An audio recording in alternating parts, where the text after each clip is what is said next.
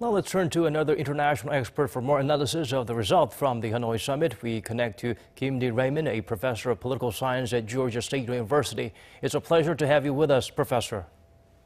Thank you for having me. Well, hopes were dashed in Hanoi after the two leaders' meeting ended much earlier than anticipated and no agreement was reached. What's your overall assessment? Well, I think it's both disappointing but also not really that surprising. Obviously, it's very disappointing because there was a lot of hype around this meeting, and everybody wanted some kind of clear indication that we're moving forward and that progress is being made. So I think that it is, like many people have said, very disappointing that there has been no concrete results. However, I think it's not that surprising.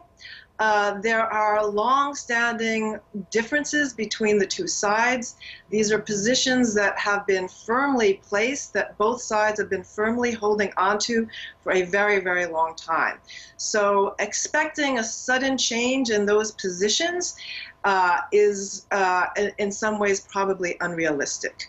And I think, as we saw in the talks, or at least the announcements of what the outcome of the talks were, that these positions are still very firmly entrenched, and we haven't seen much movements in that, and that's going to make it very difficult for movement forward.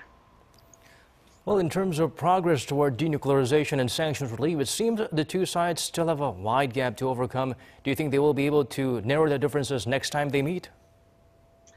Well, first of all, I hope there is a next meeting.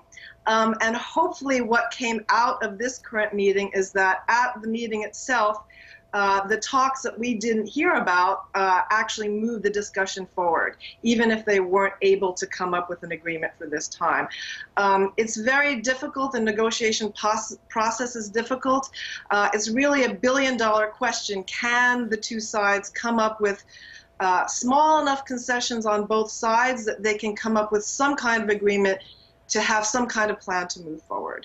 The United States will always be pushing for really clear signs of denuclearization that are irreversible and all of that, but they will not be bending on removing all of the sanctions.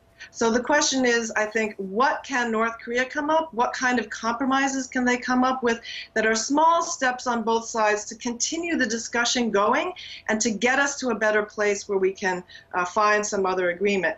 But it is a really hard agreement to reach. That's why this problem has continued for literally decades.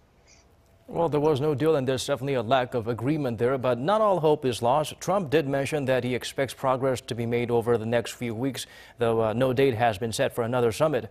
What do you think will happen next? Will the two sides be able to return to the negotiating table in the near future? Well, I think that the talks did end on a more positive note, considering the fact that there was no agreement.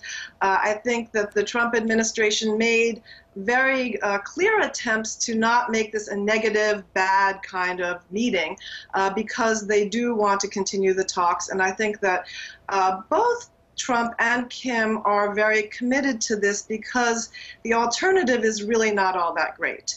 And also because they have personal kind of leadership questions at stake with this. They have a lot to gain personally in terms of their reputations and that sort of thing. I don't think either side is willing to let go of these talks right away. And hopefully there was enough give and take in some of the discussions that they were having that we didn't hear about to move the negotiations forward in the future. So I do think there is some possibility for this. I don't think either side is quite ready to walk away completely from this. It may not happen immediately, but I know that there has been a lot of, indications from the Trump administration that they aren't, just running away from this at all, that they want to continue working on it. Well, thank you so much, Professor Reimann, for your insights and your time today. Thank you for calling on me.